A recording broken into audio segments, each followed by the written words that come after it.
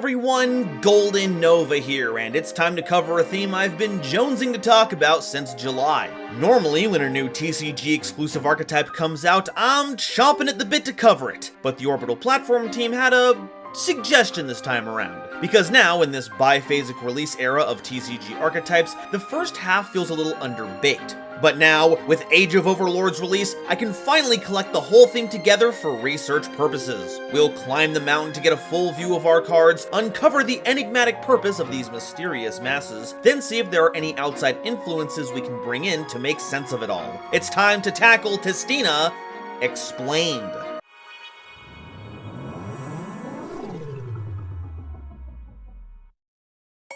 Today's episode is brought to you by my lovely patrons, as well as the wonderful people over at Dragon Shield. Get the sleeves as strong as dragon scales and save 5% on your order by using coupon code GoldenNova at checkout.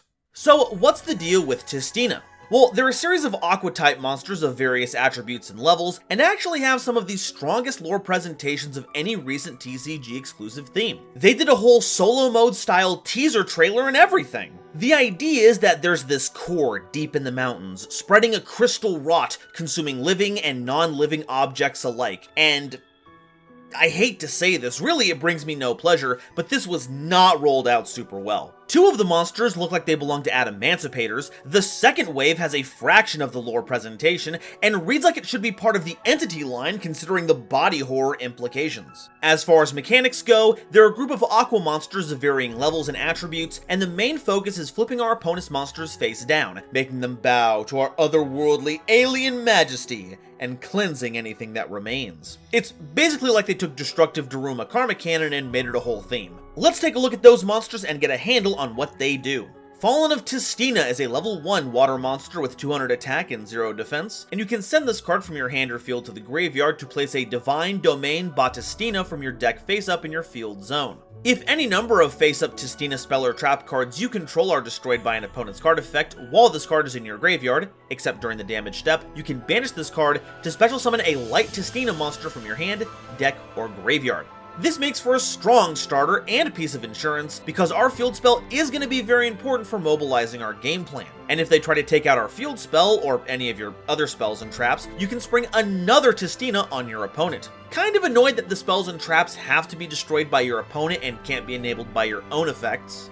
But not as annoyed as I am that they named this thing Fallen of the Tistina. Got messages for weeks about potential Albaz connections over this one.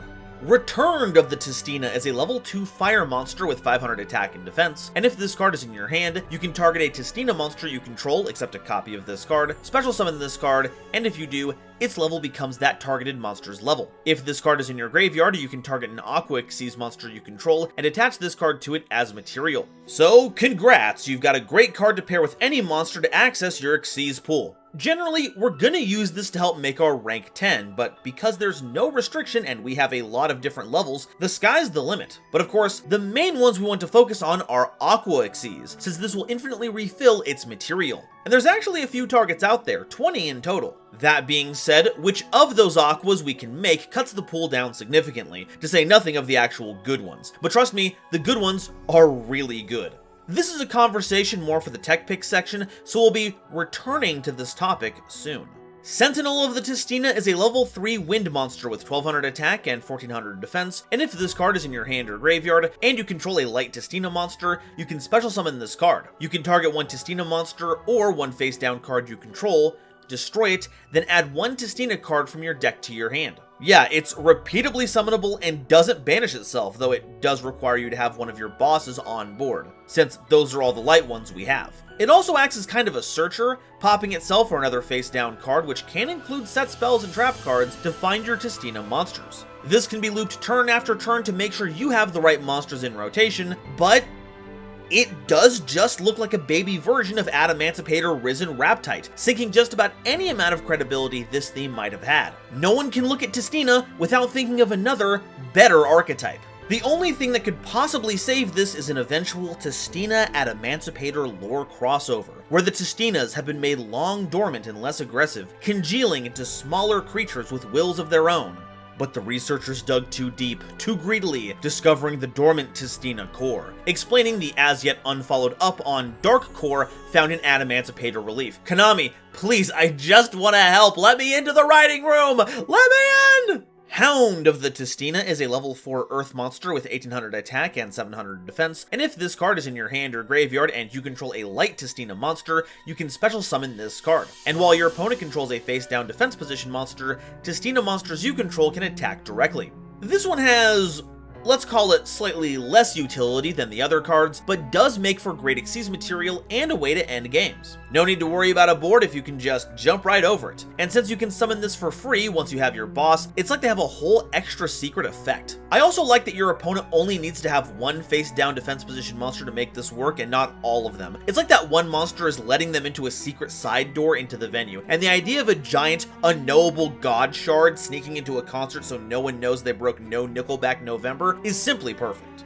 Tainted of the Tistina is a level 5 dark monster with 2000 attack and 0 defense, and you can tribute summon this card face up by tributing one face down monster your opponent controls. This card's level becomes 10 if it was normal summoned or set, and if this card is sent to the graveyard except from the field, you can target a Tistina monster you control, and this turn, it can make a second attack during each battle phase. Also, you can only attack with one monster.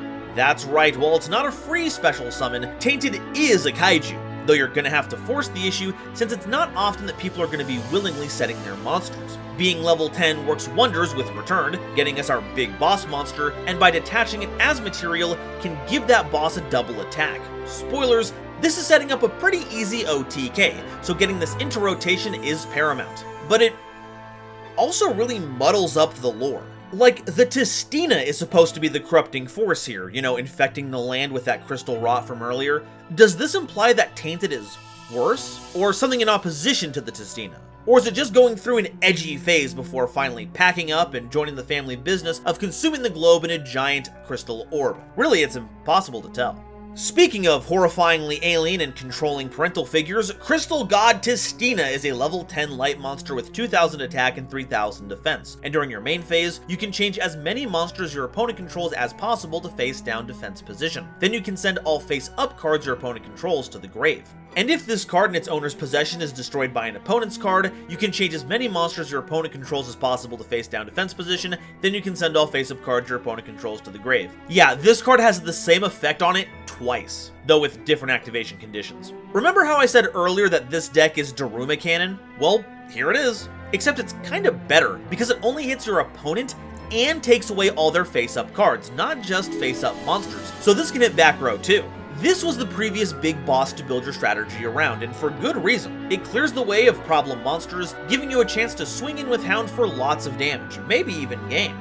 But I don't care if it's a level 10 light monster associated with gems, it'll never be an ultimate crystal monster. Hashtag, not my rainbow dragon.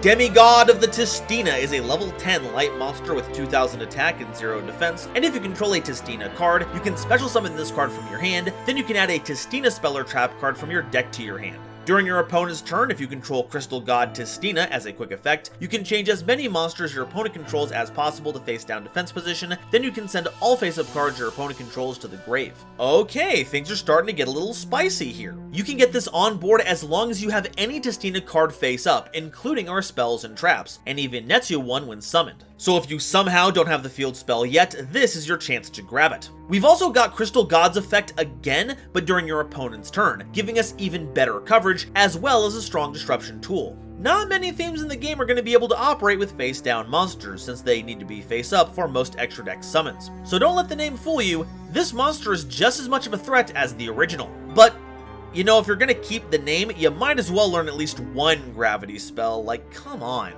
Tistina, the divinity that defies darkness, is a rank 10 light Xyz monster with 2000 attack and 3000 defense, requiring any 2 level 10 monsters as material. If this card is special summoned, you can send all face down cards your opponent controls to the graveyard, and once per turn, if this card has Crystal God Tistina as material, you can detach a material from this card. It gains 2000 attack until the end of your opponent's turn, and if this card is destroyed by an opponent's card while it has material, you can special summon a Tistina monster from your grave. This is your game ender, pure and simple. You make it using Crystal God and Tainted, flip your opponent's entire field face down before making this using Crystal God's effect, and now with the Divinity form, you're clearing out all those face-down cards as well. Detach Defiled for that 2,000 point bonus, and since it was sent to the graveyard from a place that wasn't the field, you can give Divinity a double attack, and bada bing, bada boom, that's lethal. There really isn't much else to say here. I guess you can also think of it as a board wipe that level 10 decks can use in general, though trains are going to get locked out of this really quickly, and only hitting face down cards is a little limiting. And if your opponent tries to answer this with some kind of destruction, you can just replace it with another Tistina. But question here, what darkness is the Tistina defying? I mean, you're the giant crystal lattice that is also somehow made of enough water to justify the typing that's getting your grubby little mitts on everything. Is this a commentary on humanity? Are they the darkness? How's the surrounding population dealing with this giant crystal growth? I want answers! Alright, that's all the monsters. Now it's time for the spells and traps. Play of the Tistina is a quick play spell card that special summons a Tistina monster from your hand or grave in defense position, but returns it to your hand during the end phase. This is pretty sweet for getting out our big Tistinas from the graveyard, letting Crystal God flatten your opponent's field before trading it up into its Xyz form. You can also bring back Tainted in a way that keeps it at level 5, meaning you can pair it with Return to access some rank 5s if you fancy. And going back to the hand isn't too bad, since Demigod has to be special summoned by its own effect to get the search, so this gives you a chance to get that value all over again. Or should I say that it gives you another chance to play out its effect. Breath of the Tistina is a continuous spell card, and during your main phase, you can normal summon a Tistina monster in addition to your normal summoner set that turn. You can target a face-up monster you control, or if you control a light Tistina monster, you can target a face-up monster on the field instead, change that monster to face-down defense position, then add a Tistina card from your deck to your hand, except a copy of this card. So to narrow it down, it's an extra Tistina normal that can then flip down a monster for a search, and the search gets better if you have a light Tistina, because now it's a slow Book of Moon. This combos ridiculously well with Tainted, because as long as you have Demigod in hand, you can summon it for free, getting the spell or trap search, then you flip an opponent's monster face down, searching Tainted, then use the extra normal summon to tribute over the monster you just flipped down. And because that search also gets you your field spell, let's just say that Crystal God isn't too far behind. It's a great bridge for getting us into our endgame. Truly, this breath is pretty wild. Divine Domain Batistina is a field spell card, and during your main phase, you can send a Tistina monster from your deck to the grave. Then if your opponent controls 3 or more face-up cards, you can special summon a Crystal God Tistina from your hand or deck. And if this card in your field zone is destroyed by an opponent's card effect, you can special summon a Tistina monster from your deck or graveyard. So this pretty much cements our deck as being a go second strategy, banking on our opponent having a lot of face-up cards so we can get Crystal God out for free.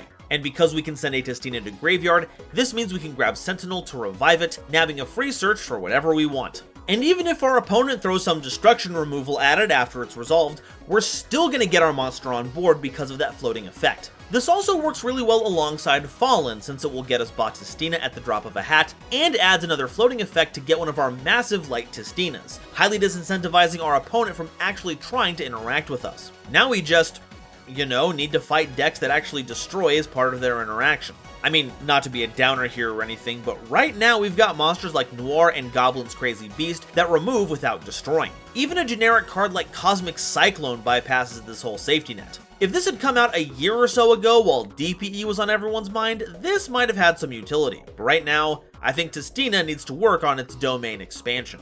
Discordance of the Tistina is a normal trap card that lets you activate one of 2 effects. If you control a Tistina monster, you can banish a card from your opponent's grave face down. Or, if you control a Tistina monster special summon from the extra deck, banish all cards from your opponent's grave face down. You can also banish this card from your graveyard, then target a Tistina monster in your grave and add it to your hand. You can only use one effect of this card per turn, and only once per turn. The grave effect here is kind of nice, being able to recover your monsters is always a good thing. And by using Sentinel's effect, you can actually fast track this into the graveyard, which is a good option because the on-field effect is a little less good. At maximum power, shutting off your opponent's grave is pretty cool, but if you're summoning the one that defies the darkness, you're ending the game on the spot. And while getting cards out of your opponent's graveyard is powerful, I mean, just look at the widespread adoption of cards like DD Crow and the Bestials, Discordance doesn't offer the same kind of speed, utility, or flexibility that its contemporaries have. Maybe this can see play in your side deck as a going first option against graveyard focused decks, but since we've already established ourselves as a blind going second OTK strategy, we can see how this going first option would cause some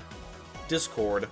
Embrace of the Tistina is a continuous trap card, and when your opponent activates a monster effect on the field, you can target that monster and change it to face down defense position. During the end phase, you can target a face down defense position monster your opponent controls and take control of that monster, but you can only use each effect of this card once per turn, and you can only activate them while you control a Tistina monster with 3000 or more defense, which at time of recording is only Crystal God and the Xyz. This is pretty sour, not gonna lie. It's once again a trap card that doesn't mesh with our playstyle, and its effects, once active, are also just too slow. We don't even negate the effect that we chain to, we just shut the monster off from being of any further use, and heaven help you if you're up against the Link deck. Stealing a monster is nice, but once again, having to wait until the end phase means that it's either super telegraphed, or you're not using the other effect, just waiting for the end phase to pass. Granted, this activates during both players' end phases, so if you can hold on to this for an extended period of time, you're looking at a lot of value. But that's very high-rolly, magical Christmas land nonsense. I think you're just gonna have to embrace the fact that this card isn't very good.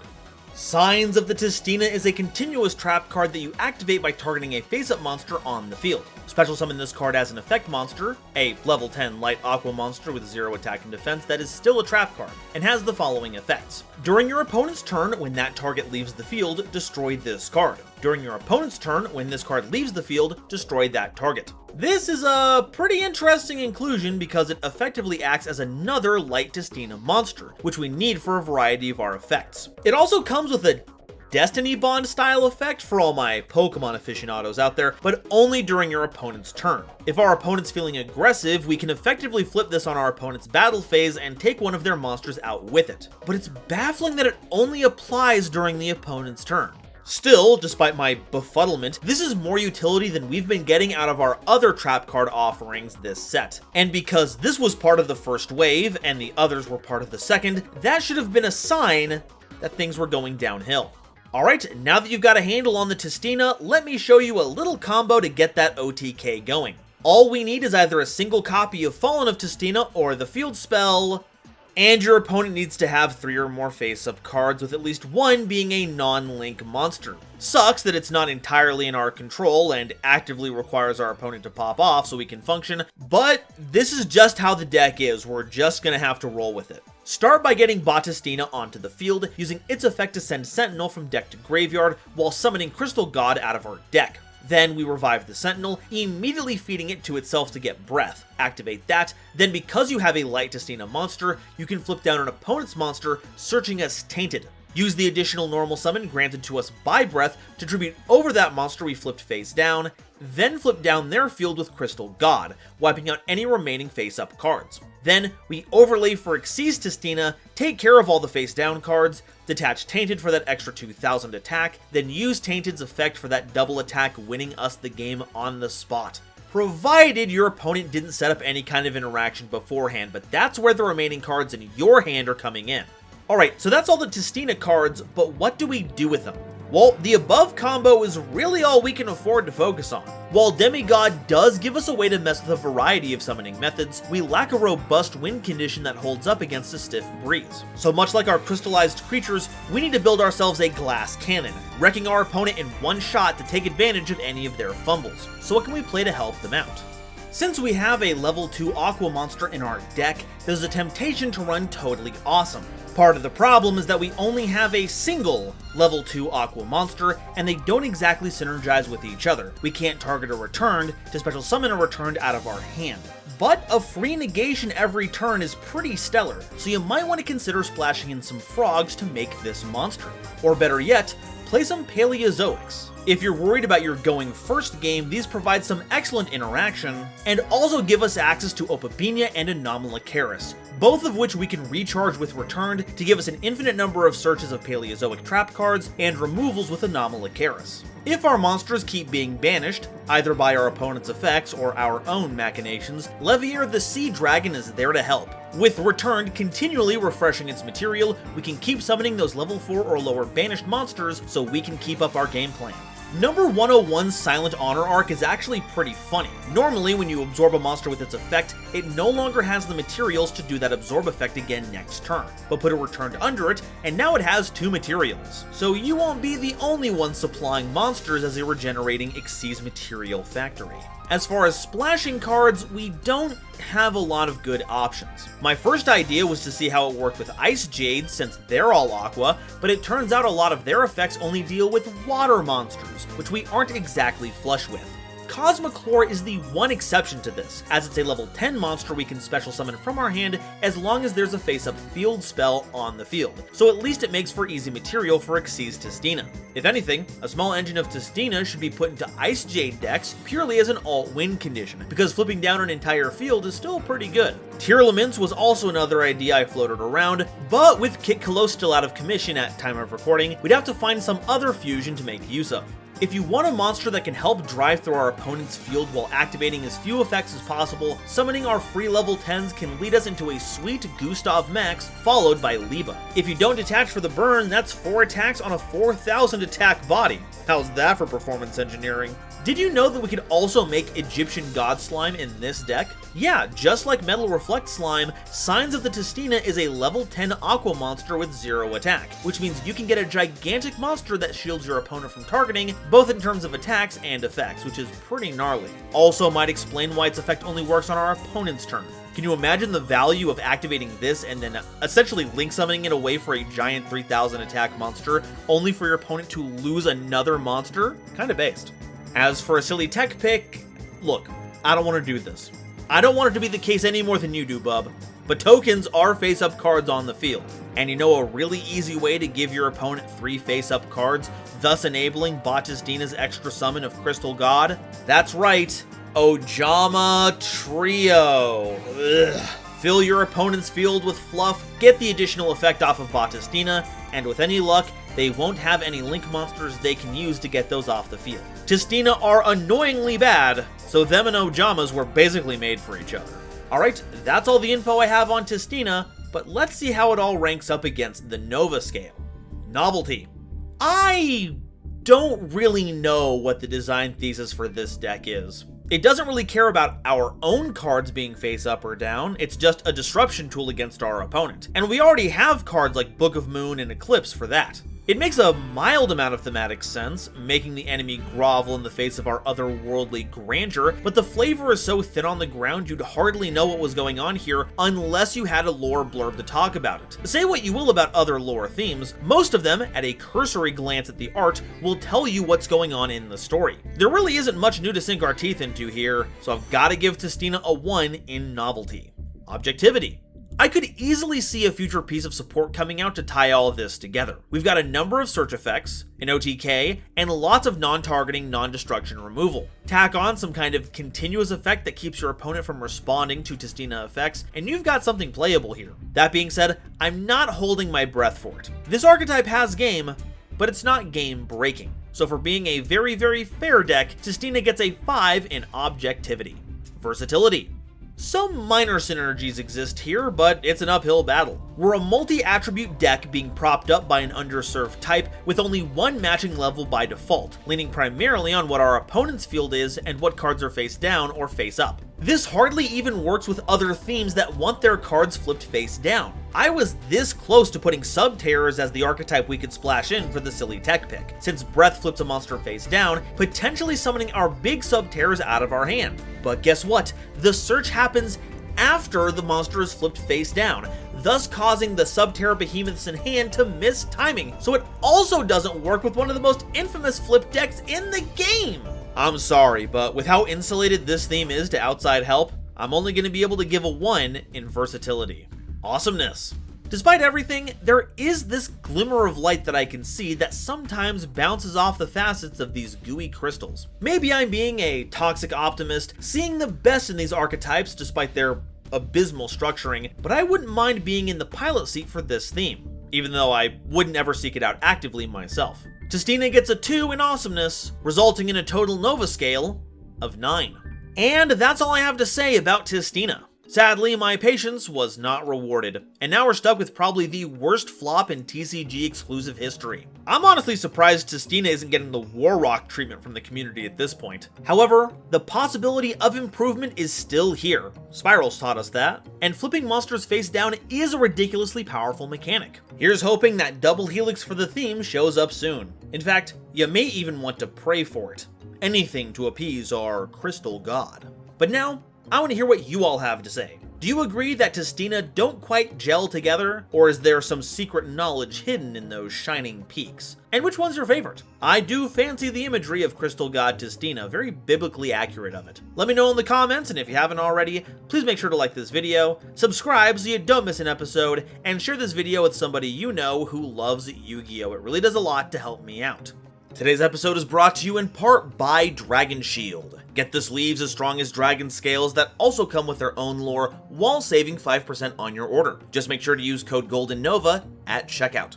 Today's episode is also brought to you by my lovely patrons, including the illustrious Quasar Commanders Frankie and Marluxia is a Girl, Nebula Navigators 3rd Dynasty, Ada Basilisk, Adam Zajdel, Andrew Newman, Kane Senpai, Chibi Gohan, Christopher Fuss, Clockswork, Danny Bound, Dark Dragon X830, Eric, Aaron the Worldbreaker, Garland Chaos, Green Knight, Great Big Pillock, Hair Bear, Harry the Ominous Benefactor, Hydrocraft 135, Iron Zero, Iskander 711, Mana Charge, Marion James E. Picata, Mega Combi, Millennia Asta, Molly Renata, Muzuki Clark, Nathan Vig, Natiel Lee Alexander, Orozco 09096, Panther J, Rebel King Lucifer, RJ the Jank Monarch, Sammy Haim, Sir Knight JCB, Skybuster Leo, The Wizard Moose, URTV 667 and Xander Wolfensberger, Cosmic Crusaders Alpha Sly,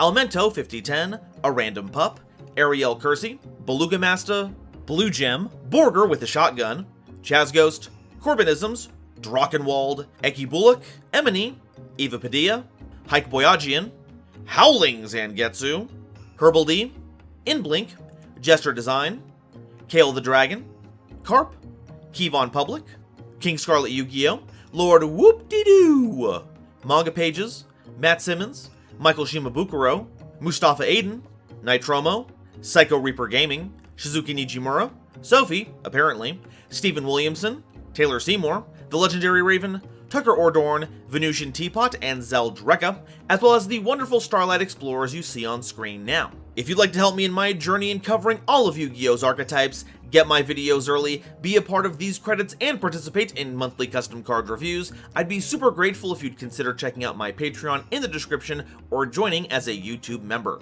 And if you'd like to see what a real TCG exclusive theme can do, check out this video I made covering Burning Abyss. Thank you all so much for watching, and I'll see you next time.